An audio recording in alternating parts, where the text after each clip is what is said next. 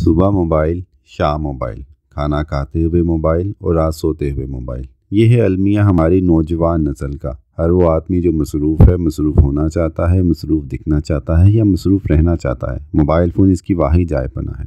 औसतन एक पाकिस्तानी दिन में 4 घंटे मोबाइल को देता है। ये साल के 1460 घंटे बनते हैं। 70 साल की ज़िंदगी में 1,02,200 घंटे या लगभग 12 साल। खुदा की पनाह, ज़िंदगी के 12 साल एक हाथ भर के डिवाइस की नज़र हो जाएं। इसमें अभी रात रात भर के नाइट पैकेजेस शामिल हैं। आइए अहद करते हैं कि इन 4 घंटों में से सिर्फ 1 घंटा निकाल कर इस ज़िंदगी को देते हैं जो हमेशा कायम रहेगी। आखिर सेलफोन के बग़ैर भी दुनिया चल ही रही थी ना।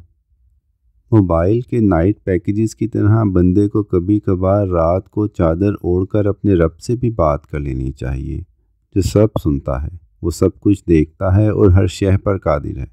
दज्जाल जब आएगा सो आएगा। आज उम्मत का सबसे बड़ा ख़तरा इंटरनेट और मोबाइल है। पहले जो काम गांव से कोसों दूर जाके होते थे, अब वो हर शख्स मोबाइल पर ही कर लेता है। हर चीज़ की तरह मोबाइल के भी अच्छे और बुरे दोनों पहलू हैं, मगर हमेशा की तरह हमारा रुझान यहाँ भी मनफी चीज़ों पर ही है। बचपन में सुनते थे कि सीढ़ियाँ चढ़ते हुए अल्लाहु अकबर और उतरते हुए सुबहान अल्लाह पढ़ना चाहिए। अब चढ़ते हुए मोबाइल पर फेसबुक और उतरते हुए व्हाट्सएप। आप कभी गौर करें, मोबाइल ने 24 घंटों में से कितनी रोज़मर्रा और घरेलू नेकियों को निकाल कर बाहर किया है। बाथरूम से बाहर आएँ तो गुफरानक का कहते थे, अब बाथरूम में भी मोबाइल साथ।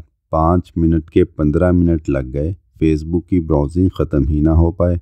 नमाज के वक़्त मोबाइल, मस्जिद में मोबाइल। पहले रात को अचानक आंख खुल जाती थी तो आयतल कुर्सी पढ़कर सो जाते थे कि पूरी रात इबादत में शुमार हो। अब स्टेटस अपडेट कर देते हैं।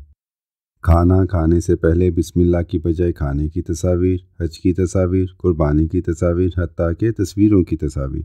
कितनी सेल्फियां हैं जो यहाँ फेसबुक पर नज़र आती हैं, मगर एक कार सेल्फी में कभी अपने आप को भी देख लिया होता। कहते हैं इल्म वाले शीशा नहीं देख पाते कि अपना आप देखना बड़ा तकलीफ अमल होता है। रात को सोने से पहले सूरह मुल्क पढ़ने वाले, मनाजिल व तस्बीहात पढ़ने वाले अब मोबाइल पे यूट्यूब सुनते नींद की बाहों में चले जाते हैं। अगर व्हाट्सएप पर मैसेंजर या कोई अपडेट की टोन बच जाए तो उसे देखना फ़राइज़ में शामिल हो चुका है।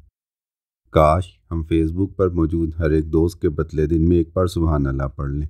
हर स्टेटस शेयर के बदले एक नफल, हर लाइक पर एक शुक्र अल्हम्दुलिल्लाह, हर कमेंट पर एक बार अस्तगफिरुल्लाह और हर फ्रेंड रिक्वेस्ट पर सिर्फ एक बार सोच लें कि इन मदाहों पर अगर असलियत खुल जाए अपनी ज़ात की तो थूकना भी गवारा ना करें।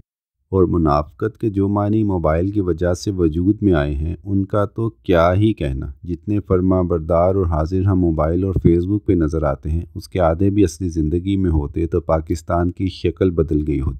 जितनी अहादीस और अच्छी बातें मोबाइल मैसेजेस पर तकसीम करते हैं, उसमें से 10% पर भी अमल कर लिया होता तो चलते फिरते वली हो जाते। बहुत ख्याल रखना चाहिए कि आप मोबाइल पर क्या भेज रहे हैं। जहाज़ गिरने के बाद की झूठी रिकॉर्डिंग या फिर एक बार फिर से इमाम काबा के इंतकाल की झूठी खबर। बराए मेहरबानी गुनाह जारिया से बचने की कोशिश करें। अगर आपके 5,000 दोस्त और 10,000 फॉलोअर्स भी हैं, उनमें से सिर्फ 10% आपकी पोस्ट को पढ़ते हैं और आपकी पोस्ट सिर्फ 1 मिनट की है, तो भी आप उम्मत के 25 घंटे एक पोस्ट से ज़ाया कर देते हैं। सोचे इन 25 घंटों में कौन से काम हो सकते थे।